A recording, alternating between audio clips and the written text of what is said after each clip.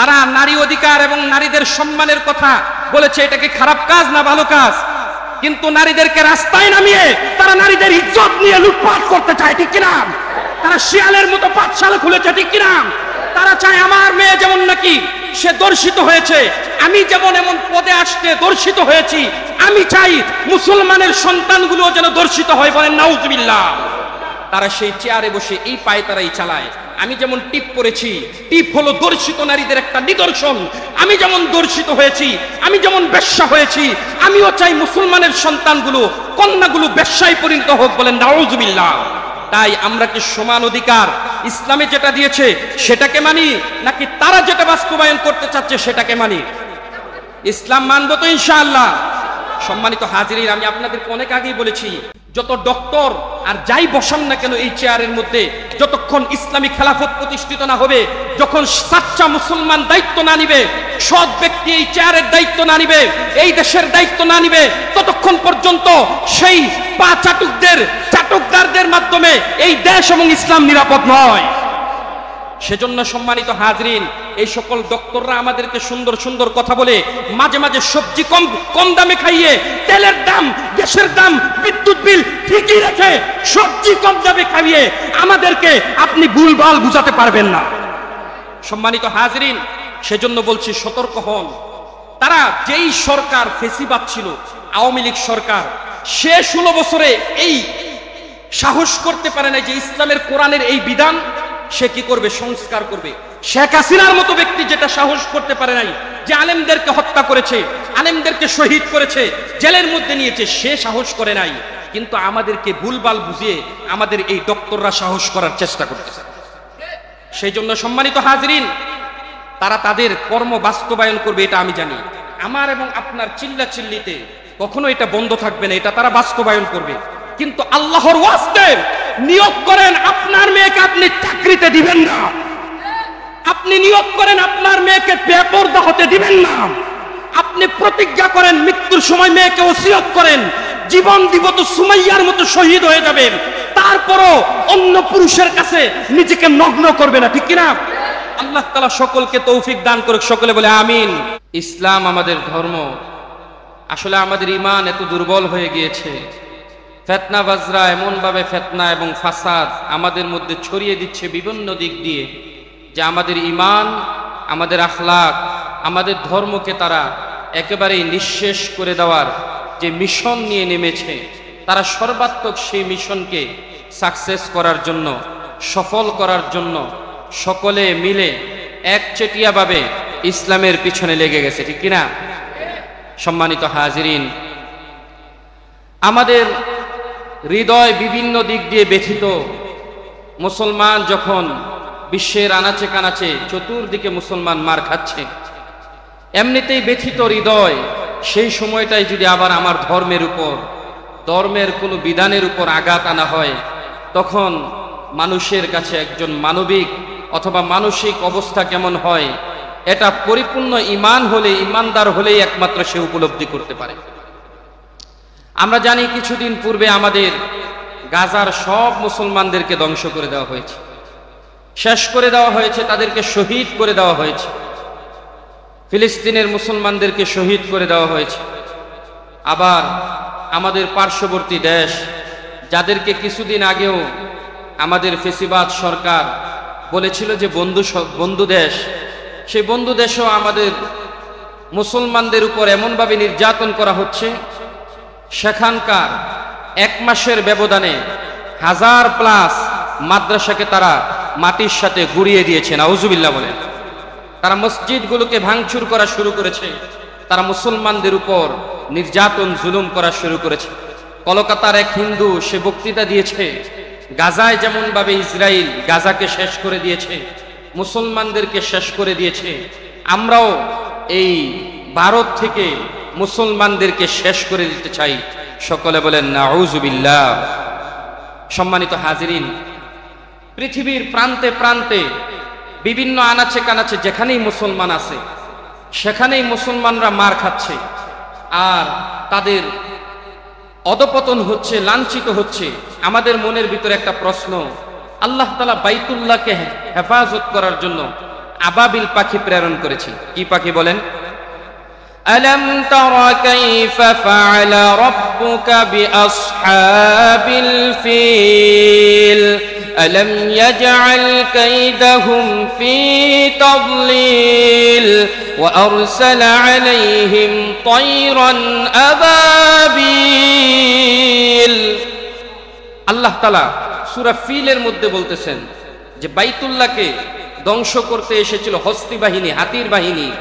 আমি আল্লাহ তাআলা তৎকালীন সময়ের হাতি বাহিনীকে কিভাবে ধ্বংস করেছি তোমরা কি তা দেখো নাই? আবাবিল পাখি, ছোট ছোট পাখি আমি প্রেরণ করেছি। যারা বাইতুল্লাহ গিয়েছেন, বাইতুল্লাহ চড়ুই পাখির মতো ছোট ছোট পাখিরা ঘুরতে থাকে চতুর্দিকে ঘুরে। বর্তমান সময়ের প্রাণীবিদরা বলে এগুলি হলো তৎকালীন সময়ের আবাবিল পাখি। সুবহানাল্লাহ বলেন। এই পাখিগুলো দেখতে ছোট, তাদের ঠোঁটের মধ্যে একটা আল্লাহ পাথরের দানা দিয়ে দিয়েছেন, দুই পায়ের মধ্যে দুইটা ছোট ছোট পাথরের দানা দিয়েছেন। এক একটা পাখি 3টা করে পাথরের দানা নিয়ে পৃথিবীতে আগমন করেছে। আর একটা হাতির উপরে যখন একটা দানা ফেলেছে, মুহাদ্দিসিনে কেরাম হাদিসের মধ্যে লেখেন, মুফাসসিরিনে কেরাম সূরা ফিলের তাফসীরের মধ্যে লেখেন যে তাদের অবস্থা হয়ে গেছে কাসফিম মাকুল, একেবারে ধান ভাঙ্গানোর পর যেমন ভুসি হয়ে যায়। ভুসি চিনেন আপনারা? ধানের উপরের অংশটা এটা যখন আলাদা হয়ে যায়, এটাকে আমরা কুড়া বলি, ভুসি বলি, এমনটাই তো। এগুলো যেমন একেবারে ছিন্ন বিচ্ছিন্ন হয়ে গেছে, বাতাসে দিলে বাতাসের সাথে উড়ে যায়। আল্লাহ তাআলা এক একটা হাতির বাহিনীর এক একটা হাতিকে ছোট পাথর দ্বারা ভুসির মতো করে দিয়েছেন। আল্লাহু আকবার বলেন। আমরা বলি আল্লাহ তাআলা বাইতুল্লাহকে হেফাজত করেছেন আবাবিল পাখি প্রেরণ করে। আল্লাহ তাআলা বদরের যুদ্ধের মধ্যে মুসলমান ছিল 313 জন আর কাফের ছিল 1000। 1000 কাফেরের বিরুদ্ধে আল্লাহ তাআলা 313 জন মুসলমানকে ফেরেশতা প্রেরণ করে সহযোগিতা করেছেন। কই আমাদের পার্শ্ববর্তী দেশ, সেই দেশের মধ্যে এত মসজিদ বাংলো, তারপর ফিলিস্তিনের মধ্যে মসজিদে আকসাকে ভাঙচুর করা হলো, গাজায় আল্লাহু আকবার ধ্বনি দিচ্ছে মুয়াজ্জিন। আল্লাহু আকবার একবার বলার পর দ্বিতীয়বার বলার ক্ষমতা হলো না, তাকে বোম মেরে উড়িয়ে দেওয়া হলো। কিন্তু কই সেই আল্লাহ তাআলা যদি থেকে থাকেন তাহলে কেন আবাবিল পাখি প্রেরণ করলেন না? আল্লাহ তাআলা কেন ফেরেশতা প্রেরণ করলেন না? কেন তার কুদরতের মাধ্যমে আল্লাহ তাআলা মুসলমানদেরকে সাহায্য করলেন না? এই প্রশ্ন আসে কি আসে না? জোরে বলেন, আসে কি আসে না? প্রশ্নের জবাবটা একেবারে সহজ। বাইতুল্লাহর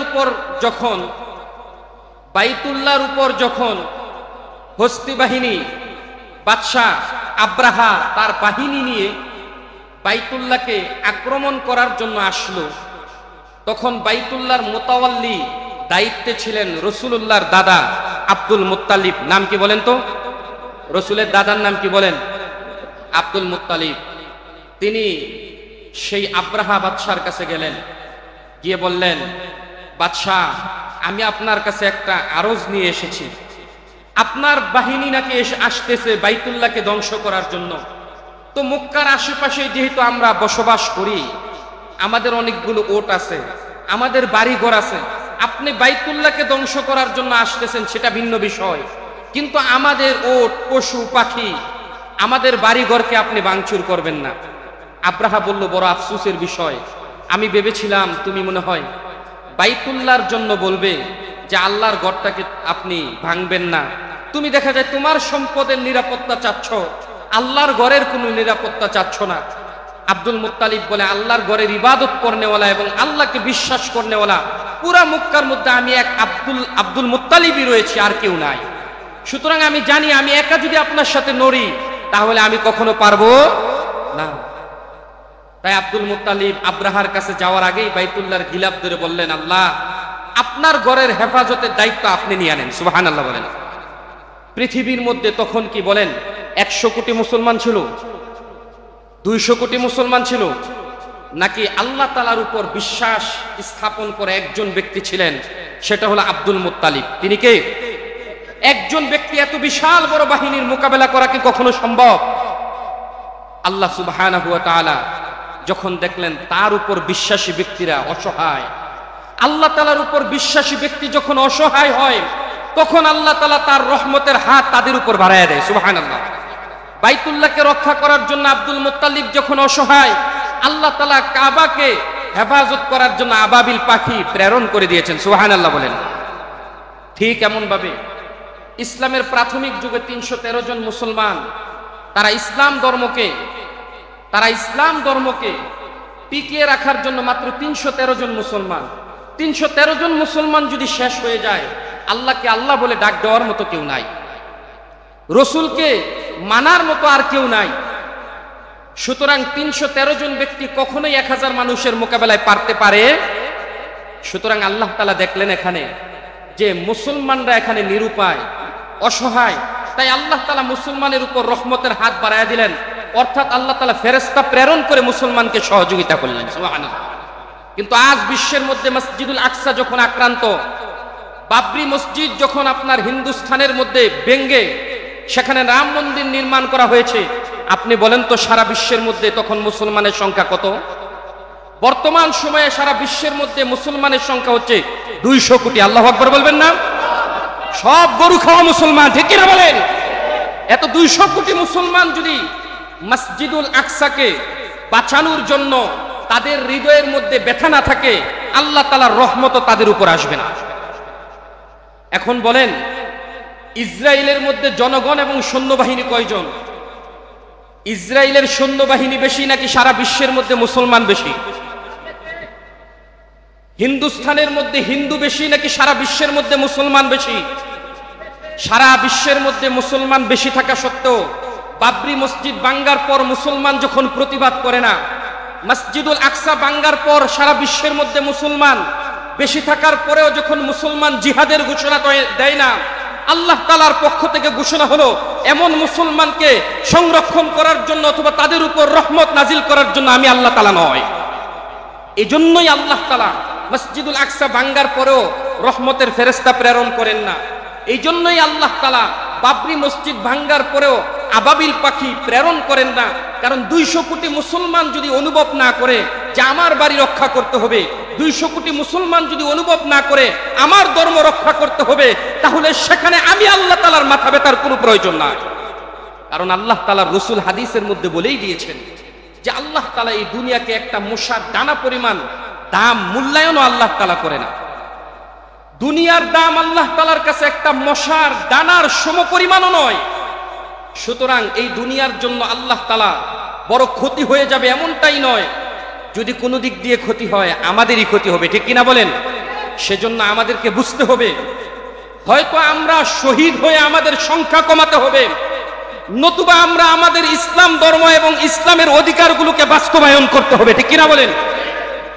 ঠিক সারা বিশ্বের মধ্যে যখন মুসলমানদের উপর জুলুম চলছে, মুসলমানদের উপর নির্যাতন চলছে, ইসলাম ধর্ম নিয়ে কটাক্ষ চলছে, ঠিক ওই মুহূর্তটাতেই আবার বাংলাদেশের জমিনের মধ্যে যেখানে মুসলমানদের সংখ্যা অনেক বেশি, সেখানে ইসলাম ধর্মের কোরআনের আয়াতের আইনকে নিয়েও তারা বিকৃত করার চেষ্টা করতেছে, ঠিক কিনা?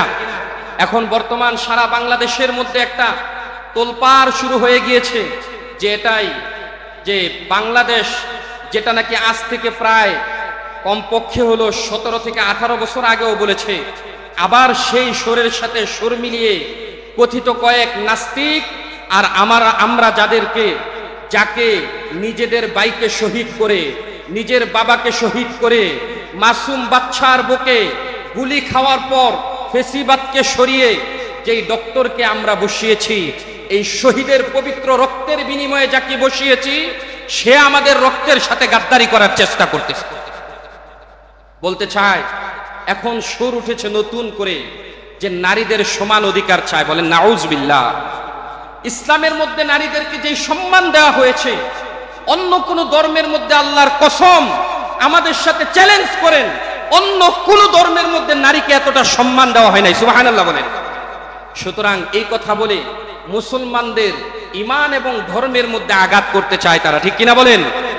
সম্মানিত হাজিরিন, তারা বলতে চায় পুরুষদের বাংলাদেশের মধ্যে হোক, পৃথিবীর মধ্যে হোক, সর্বক্ষেত্রে পুরুষরা যা করতে পারবে নারীরাও তেমন অধিকার রাখে। তারাও মানুষ, তারাও আল্লাহর সৃষ্টি, তারাও সব কিছু করতে পারবে। আমি আপনাদের কাছে প্রশ্ন রাখি, নারী এবং পুরুষ কি একই জাত? জোরে বলেন, একই জাত? নারী এবং পুরুষ সবাই আল্লাহ তাআলার কাছে বান্দা এবং বান্দি হিসেবে সমান। বান্দা এবং বান্দি হিসেবে কি বলেন? সমান।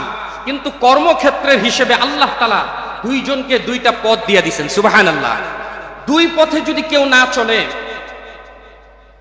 দুইজন যদি দুই পথে না চলে, তাহলে পৃথিবীতে তারা অ্যাক্সিডেন্টের সম্ভাবনা আছে, ঠিক কিনা বলেন? রেল লাইন, ট্রেন চলার জন্য কয়টা পাত বসানো হয় বলেন? দুইটা। এখন কোন মহাপণ্ডিত যদি বলে যে দুইটা পাত দুই পাশে থাকবে, তারা সব সময় আলাদা আলাদা থাকে, কেমন দেখা যায়? দুইটা পাতকে আজকে আমি একসাথে করে দিব, বলেন ট্রেন কি আর সেই রোডের মধ্যে চলবে না অ্যাক্সিডেন্ট হয়ে যাবে? আল্লাহ তাআলা বলতেছেন, ইয়া আইয়ুহান নাসু তাকু রাব্বাকুমুল্লাযী খালাকাকুম মিন নাফসিন ওয়াহিদাহ ওয়া খালাকা মিনহা যাওজাহা ওয়া বাসসা মিনহুমা রিজালান কাসীরান ওয়া নিসাআ واتقوا الله الذي تساءلون به والأرحام। আল্লাহ তাআলা বলতেছেন, হে মানুষ সকল, ভয় করো একমাত্র আল্লাহরে। কারে? আরো জোরে বলেন, কাকে ভয় করার কথা বলতেছেন? আল্লাহ তাআলা বলতেছেন ভয় করো আল্লাহ তাআলাকে। আল্লাহ তাআলা তোমাদের একটা মানুষ থেকে দুইটা মানুষ বানাইছেন, এক জোড়া মানুষ বানাইছেন। এই এক জোড়া মানুষ থেকে আল্লাহ তাআলা যাকে যাকে মানুষ তৈরি করে দিয়েছেন। সুবহানাল্লাহ। সুতরাং একজন মানুষ যেমন আমি আল্লাহ তাআলার কাছে মানুষ, দুইজন মানুষ আমি আল্লাহ তাআলার কাছে মানুষ, যাকে যাকে যত মানুষ পৃথিবীতে এসেছে সব মানুষ আমি আল্লাহ তাআলার কাছে বান্দা এবং বান্দি হিসেবে সবাই সমান। সুবহানাল্লাহ বলেন। তবে পার্থক্য হচ্ছে ইবাদতের ক্ষেত্রে, পার্থক্য হচ্ছে দুনিয়াকে পরিচালনা করার ক্ষেত্রে। আল্লাহ তাআলা পবিত্র কোরআনে, হাদিসে রাসূলুল্লাহ সাল্লাল্লাহু আলাইহি সাল্লাম নারীদের সম্মান এত দিয়েছেন। ইসলাম আবির্ভূত হওয়ার পূর্বে, ইসলাম ধর্মের পূর্বে নারীরা ছিল অবহেলিত, লাঞ্ছিত, বঞ্চিত। ইসলাম ধর্মের পূর্বে, ইসলামের প্রাথমিক যুগে নারীরা উত্তরাধিকার বলতে, সম্পদের বন্টন বলতে তারা কোনো সম্পদ পাইত না, তারা বাবার স্বামীর কোনো সম্পদ পাইত না। কিন্তু আল্লাহর রাসূল ইসলাম যখন পৃথিবীর মধ্যে ইসলামের বিকাশ শুরু হলো, রাসূলুল্লাহ যখন ইসলামের দাওয়াত দিলেন, সর্বপ্রথমই কোনো পুরুষের ব্যাপারে আল্লাহর রাসূল কথা বললেন না। আল্লাহর রাসূল সর্বপ্রথম মুখ খুলে বলে দিলেন, একজন নারী বা কন্যা সন্তান যদি তোমার গর্ভে জন্মগ্রহণ করে তাহলে তুমি একটা জান্নাতের মালিক। সুবহানাল্লাহ বলেন। আল্লাহ তাআলা রাসূলের সুরের সাথে সুর মিলিয়ে বললেন, রাসূল তারা যেহেতু অনর্থক কন্যা সন্তানকে হত্যা করা শুরু করছে, কারণ তৎকালীন সময়ের মধ্যে নারী বা কন্যা সন্তান জন্মগ্রহণ করাটা ছিল লজ্জার বিষয়। সংক্ষিপ্তভাবে আপনার সাথে কয়েকটা কথা বলবো আপনাদের সাথে, আপনারা বুঝে নিবেন। জানি আপনারা আলহামদুলিল্লাহ ভালো বুঝেন, আমার কথাগুলো বুঝার চেষ্টা করবেন। সংক্ষিপ্তভাবে বলবো, সময় একেবারেই সংক্ষিপ্ত। এক নাম্বার হচ্ছে, নারীরা ছিল লাঞ্ছিত, সমাজের মধ্যে নারীদের কোনো দাম ছিল না, নারীদের কোনো দাম ছিল না। আপনি বলেন যদি কোনো নারীকে বিবাহ দিতে লক্ষ লক্ষ কোটি কোটি টাকা লাগে, তাহলে ওই বাবার অবস্থাটা কি যেই বাবার 5টা 6টা বা 7টা কন্যা সন্তান রয়েছে? নারীকে কোনো জায়গায় বিবাহ দিলে যদি ওই নারীর কাজ হয় দাসীর মতো, ওই নারীকে তার শ্বশুর বাড়িতে দাসীর মতো ব্যবহার করা হয়, আর নারীর বাবাকে বলা হয় দাসীর বা বাদীর বাবা। আপনার কন্যাকে আপনি বিবাহ দেওয়ার কারণে আপনার কন্যার শ্বশুরালয় থেকে যদি আপনাকে এই নামে ডাকা হয় যে তুমি হচ্ছে একটা দাসীর বাবা, তুমি হচ্ছে একটা বাদীর বাবা, আপনার কাছে ভালো লাগবে না খারাপ লাগবে? আপনি প্রতিনিয়ত আল্লাহর কাছে মোনাজাতে বলবেন, আল্লাহ আর যাই দাও না দাও, একটা পুত্র সন্তান প্রতিবন্ধী হলেও দিও, কিন্তু কন্যা সন্তান দিও না। ঠিক কিনা বলেন? কন্যা সন্তানটা তৎকালীন সময়ের মধ্যে এমন অবস্থা ছিল, কন্যা সন্তানের কোনো দাম ছিল না। মেয়ে সন্তান হইলে, এই মেয়ে সন্তানকে বিবাহ দিলে যারা বিবাহ করে নিত তারা মেয়ের বাবাকে বাদীর বাবা বলে ডাকতো, দাসীর বাবা বলে ডাকতো। তাকে বলতো তুমি আমাদের এই সমাজ থেকে বের হয়ে যাও, আমাদের এই বংশের মধ্যে তুমি নাই। কারণ তোমার মেয়েকে যদি অন্য বংশের মধ্যে বিবাহ দেয়, তাহলে ওই বংশের মানুষগুলো আমাদের দিকে আঙ্গুল তুলে বলবে যে আমাদের বাড়ির দাসী ওই বাড়ির ওই বংশের লোকেরা আমাদের বাড়ির দাসী। আমাদের বাড়ির কি? কেউ যদি বলে যে অমুক খান বংশের মানুষ আমাদের বাড়ির দাসী, তাহলে বলেন খান বংশের সম্মান বাড়বে না কমবে? তাই বংশের মান ইজ্জতের দিকে তাকিয়ে, বাবা তার মান ইজ্জতের দিকে তাকিয়ে কন্যা সন্তান হওয়ার সাথে সাথে তাকে জীবিত হয়তো মাটিতে পুঁতে ফেলা হতো, নতুবা তাকে গলায় টিপে হত্যা করা হতো। বলেন নাউজুবিল্লাহ। আল্লাহর রসুল যখন এই অবস্থা দেখলেন, রসুল আয়েশা বললেন, না, আমার ধর্মের মধ্যে নারীকে জীবিত পুঁতে ফেলা নয়, গলায় টিপে মেরে ফেলা নয়।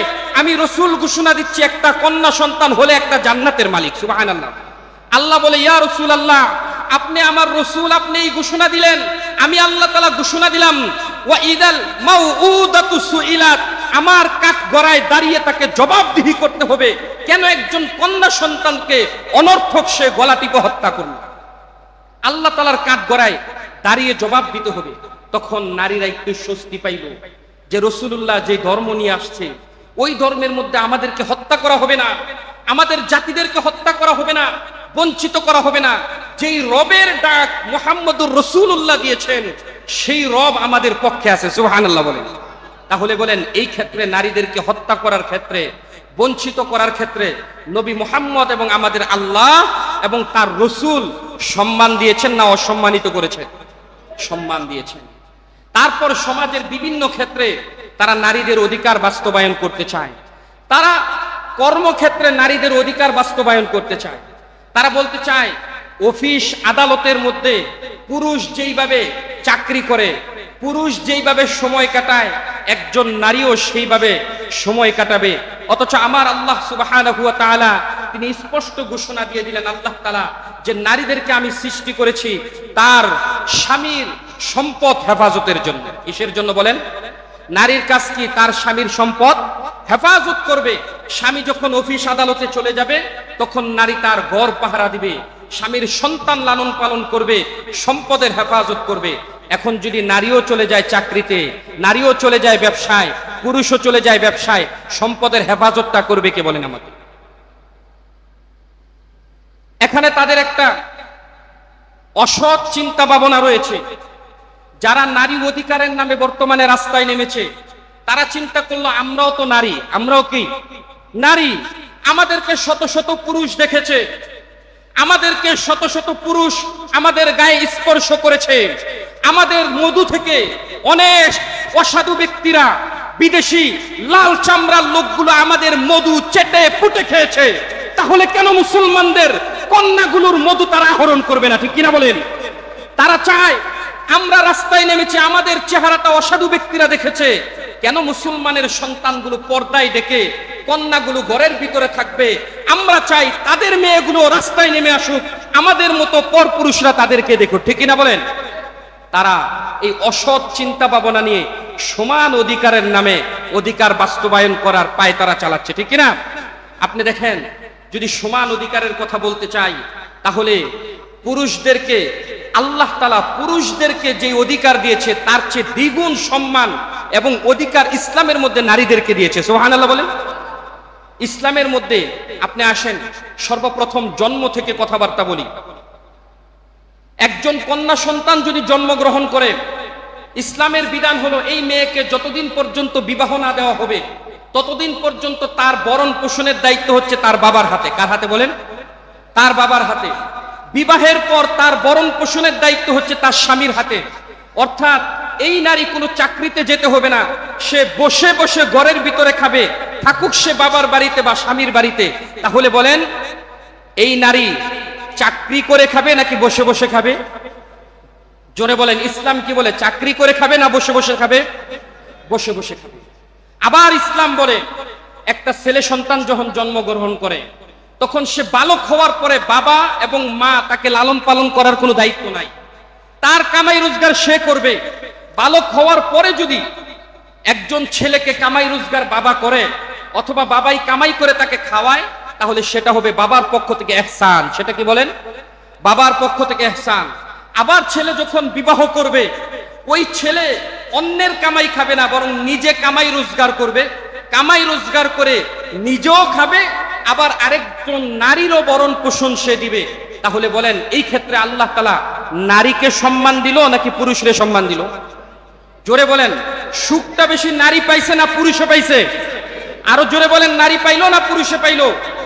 জন্ম থেকে নিয়ে মৃত্যু পর্যন্ত নারীর বরণ পোষণের দায়িত্ব আল্লাহ অন্য মানুষের হাতে তুলে দিলেন।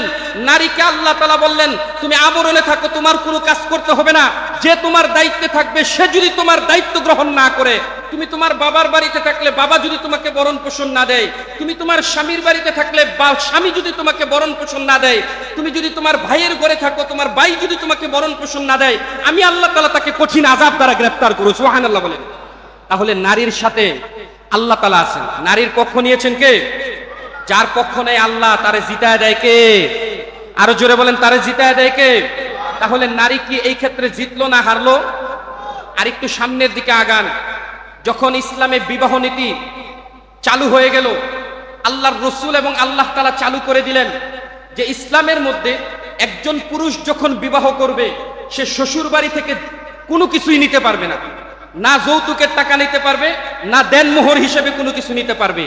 আর যদি একজন নারীর বিবাহ হয়, স্বামীর কাছে সে দাবি করতে পারবে যে আমাকে তুমি কমপক্ষে 1 লক্ষ 1.5 লক্ষ টাকা, অথবা তুমি আমাকে সর্বনিম্ন 10 দিরহাম দেনমোহর দিতে হবে, তুমি আমাকে 5 লাখ টাকা দেনমোহর দিতে হবে, এর আগে বিবাহ করতে পারবে না। তাহলে বলেন, বিবাহের ক্ষেত্রে নারীকে বিবাহ করতে হলে দেনমোহর লাগে, টাকা লাগে। আর পুরুষকে বিবাহ করতে হলে ইসলামের মধ্যে কোনো টাকার প্রয়োজন নাই, বরং টাকা ব্যয় করাটাকে হারাম করে দিয়েছেন কে? আল্লাহ তাআলা। সুতরাং এই বিবাহের ক্ষেত্রে সম্মান কি পুরুষকে দেওয়া হলো নাকি নারীকে দেওয়া হলো? আরো জোরে বলেন, কাকে দেওয়া হলো? নারীকে দেওয়া হলো। তাহলে আবার আসেন সন্তানাদি লালন পালনের ক্ষেত্রে। সন্তানাদি লালন পালনের ক্ষেত্রে আসেন, যখন সন্তানাদি লালন পালন করবে, আপনি যদি স্ত্রীকে তালাক দিয়ে দেন, ইসলাম বলে সন্তান দুধ পান করার আগ পর্যন্ত, স্ত্রীকে তালাক দিয়ে দেওয়ার পরও তোমার বাচ্চা যখন ছোট থাকবে, ওই বাচ্চাকে লালন পালন করবে ওই মেয়ে, ওই মহিলা, যেই মহিলাকে তুমি তালাক দিয়েছো। তালাক দেওয়ার কারণে তোমার বাচ্চাকে যে লালন পালন করতেছে, এখন সে তোমার স্ত্রী না, তারপরও তোমার বাচ্চাকে লালন পালন করার কারণে তুমি তাকে খরচাদি দিতে হবে। সুবহানাল্লাহ বলেন। তালাক দেওয়ার পরেও একজন নারী স্বামীর পক্ষ থেকে বরণ পোষণ পায়। আর একজন স্ত্রীকে স্বামী তালাক দেওয়ার পর স্ত্রী স্বামীরে কয় লাখ টাকা দেয় বলেন তো? কয় লাখ টাকা দেয়? কয়টা লুঙ্গি পাঠায়? কয়টা পাঞ্জাবি পাঠায়? এই ক্ষেত্রে আল্লাহ তাআলা স্বামীকে সম্মানিত করলেন নাকি স্ত্রীকে সম্মানিত করলেন? জোরে বলেন, নারীকে সম্মানিত করলেন নাকি পুরুষকে সম্মানিত করলেন? পুরুষকে সম্মানিত করলেন। মৃত্যুর সময়ে আসেন, আল্লাহ তাআলা বললেন, রাসূল বললেন, পুরুষকে দিবা 3টা কাপড়, নারীকে দিবা 5টা কাপড়। কয়টা কাপড়? আরে এই ক্ষেত্রেও তো আল্লাহ তাআলা নারীকে সম্মানিত করে দিয়েছেন, ঠিক কিনা বলেন? জন্ম থেকে মৃত্যু পর্যন্ত ইসলাম নারীকে সম্মানিত করেছে। তোমরা নারী অধিকারের নামে নারীকে অপমান করতে চাচ্ছ, ঠিক কিনা বলেন? আল্লাহ তাআলা যেখানে যার সম্মান বাড়িয়েছে, তোমরা যদি সেখানে নাক গালাতে চাও, তাহলে সেখানে তাকে অপমান করা ছাড়া আর কিছুই হবে না, ঠিক কিনা বলেন? সম্মানিত হাজরিন, এখন যদি বলেন সমান অধিকার চলবে, তাহলে নারীকে বিবাহ করতে যদি 5 লক্ষ টাকা দেনমোহর লাগে, তাহলে বর্তমান সময়ের মধ্যে তোমাদের প্রথা অনুযায়ী মেয়েকে বিবাহ দিলে ছেলেকেও 5 লক্ষ টাকা যৌতুক দিতে হবে, ঠিক কিনা? তাহলে আমরাই স্লোগান তুলি, যৌতুক দিব না এবং নিব না। আবার আমরাই সমান অধিকারের দাবি রেখে তোমরাই মেয়ের বাপ, আবার তোমরাই ছেলের বাপ, ঠিক কিনা বলেন?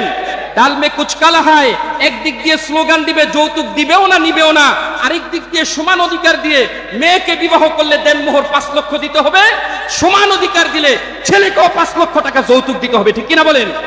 তাহলে তোমরা এটাই চাচ্ছ।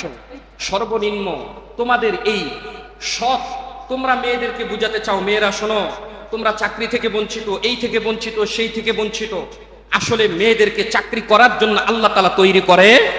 তারপরেও যদি ঘরের ভিতরে থেকে, পর্দার ভিতরে থেকে কোনো নারী যদি চাকরি করে, কোনো নারী যদি ব্যবসা করে, ইসলাম তাকে নিষেধ করে নাই, তাকে নীতিমালা দিয়ে দিয়েছেন। কে? জোরে বলেন। আল্লাহ তাআলা তাকে কিছু নীতিমালা দিয়ে দিয়েছেন। সময় সংক্ষিপ্ত। সম্মানিত হাজিরিন, আপনারা বুঝতে পেরেছেন কিছুটা হলেও যে নারীর সমান অধিকার আর সমান অধিকার ছাড়া ইসলামের অধিকার বাস্তবায়ন রাখলে কতটা উপকার। তারা সবচেয়ে বেশি হাত তোলে এবং নাক গালায় ইসলামের যে বিধানটার ক্ষেত্রে, সেটা হলো যে সম্পদ, পিতার সম্পদ ছেলে পাবে 2 অংশ, মেয়ে পাবে 1 অংশ। কয় অংশ বলেন? আরো জোরে বলেন, কয় অংশ? এই ক্ষেত্রে বলে যে মেয়েকে ঠকানো হলো। সবাই বলেন নাউজুবিল্লাহ। আল্লাহ তাআলা পবিত্র কোরআনে সূরা নিসায় বলেন, ইউসিকুমুল্লাহু ফি আওলাদিকুম লিয-যাকারি মিসলু হাজ্জিল উনসায়াইন। আল্লাহ তাআলা পবিত্র কোরআনে ইরশাদ করে দিয়েছেন যে স্বামী যে যদি পিতার জন্য একটা সন্তান থাকে, একটা ছেলে থাকে আর একটা মেয়ে থাকে, তাহলে ছেলে পাবে 2 অংশ আর মেয়ে পাবে 1 অংশ। পরবর্তীতে আল্লাহ তাআলা আবার বলে দিলেন, যখন নারী তার স্বামীর সংসারে চলে যাবে স্বামীর সম্পদের মধ্যে। কিন্তু যখন একজন পুরুষ বিবাহ করে, আপনারা বুঝে থাকলে বলেন, একজন পুরুষ বিবাহ করার পর শ্বশুরের অংশের মধ্যে পুরুষের কোনো অধিকার আছে কি? আরো জোরে বলেন, আছে কি? তাহলে এই ক্ষেত্রে আল্লাহ তাআলা পুরুষকে ঠকাইলেন নাকি সমান সমান করে দিলেন?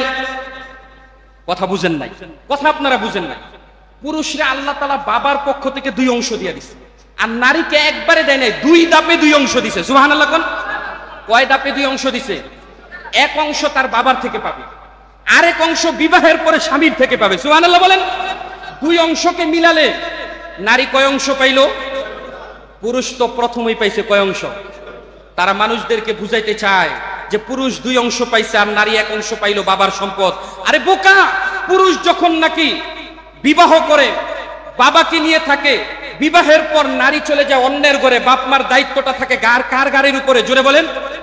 সন্তান ছেলের গাড়ির উপরে। কোনো মেয়ে তার দায়িত্ব নিতে চায় না। যদি নেয় সেটা ইল্লা মাশাআল্লাহ 2-1টা ফ্যামিলির মধ্যে এমনিতেই আছে, ইহসান হিসেবে মেয়ে বাবা মারে দেয়। কিন্তু আমাদের শরীয়ত অনুযায়ী, ইসলাম অনুযায়ী, আমাদের এই রীতিনীতি অনুযায়ী বাবা এবং মায়ের দায়িত্ব থাকে কার উপর? ছেলের উপর নাকি মেয়ের উপর? তাহলে ছেলে 2 অংশ পাবে না, পাবে কে? 1 অংশ তো সে তার নিজেরটা পাইলো, আরেক অংশ বাবা মা মৃত্যুর পরে তাদের জন্য দোয়া করবে, যে সন্তান অথবা বাবা মা বৃদ্ধ হলে তাদের বাড়িতে থাকবে, বরণ পোষণ করবে, সেই হিসেবেও তো 1 অংশ পায়, ঠিক কিনা বলেন? আর নারী তো এমনিতেই 2 অংশ পায়, একটা হলো নিজের, আরেকটা হলো তার শ্বশুরালয়ে তার বাবা তার স্বামীর অংশ। সুতরাং আল্লাহ তাআলা উত্তরাধিকার দিক থেকেও স্ত্রীদেরকে কি করেন নাই? বঞ্চিত করেন নাই। আসলে বলেন, তারা এরকম সুন্দর সুন্দর স্লোগান দিয়ে আমাদেরকে বুঝাতে চায় যে ইসলামের মধ্যে নারীদের অধিকারকে হরণ করেছে। আসলে তাদের মতলব খারাপ, উদ্দেশ্য খারাপ। স্লোগান ভালো, উদ্দেশ্য খারাপ। স্লোগান ভালো, উদ্দেশ্য কি খারাপ। উদ্দেশ্যটা কি? যেমন শিয়ালে বনের মধ্যে সব খাবার শেষ, এখন শিয়াল বুদ্ধি করলো যে আমার যদি খাবার জোগাতে হয় তাহলে এমন কিছু ভালো কৌশল অবলম্বন করতে হবে যাতে করে আমি বসে থেকেই খাবার পেয়ে যাই। বসে থেকেই কি হয়ে যায়? তাই শিয়ালে একটা পাঠশালা খুলছে। কি খুলছে? আপনারা গল্প পড়ছেন ছোট থাকতে? শিয়ালের পাঠশালায় ভর্তি করলো কুমিরের 7 বাচ্চাকে। কয় বাচ্চাকে বলেন? সর্বশেষ কয় বাচ্চা কুমিরে পাইছে? জোরে বলেন তো, জোরে বলেন। কয়টা বাচ্চা নিয়ে কুমির ঘরে ফিরছে? একটাও না। এক এক করে শিয়াল সবগুলো রেখাইছে। পাঠশালা খোলা কি খারাপ কাজ নাকি ভালো কাজ? তারা নারী অধিকার এবং নারীদের সম্মানের কথা বলেছে, এটা কি খারাপ কাজ না ভালো কাজ? কিন্তু নারীদেরকে রাস্তায় নামিয়ে তারা নারীদের ইজ্জত নিয়ে লুটপাট করতে চায়, ঠিক কিনা? তারা শিয়ালের মতো পাঠশালা খুলেছে, ঠিক কিনা? তারা চায় আমার মেয়ে যেমন নাকি সে দর্শিত হয়েছে, আমি যেমন এমন পদে আসতে দর্শিত হয়েছি, আমি চাই মুসলমানের সন্তানগুলো যেন দর্শিত হয়। বলেন নাউজুবিল্লাহ। তারা সেই চেয়ারে বসে এই পায়তারাই চালায়। আমি যেমন টিপ করেছি, টিপ হলো দর্শিত নারীদের একটা নিদর্শন। আমি যেমন দর্শিত হয়েছি, আমি যেমন বেশ্যা হয়েছি, আমিও চাই মুসলমানের সন্তানগুলো, কন্যাগুলো বেশ্যায় পরিণত হোক। বলেন নাউজুবিল্লাহ। তাই আমরা কি সমান অধিকার ইসলামে যেটা দিয়েছে সেটাকে মানি, নাকি তারা যেটা বাস্তবায়ন করতে চাচ্ছে সেটাকে মানি? ইসলাম মানবো তো ইনশাআল্লাহ।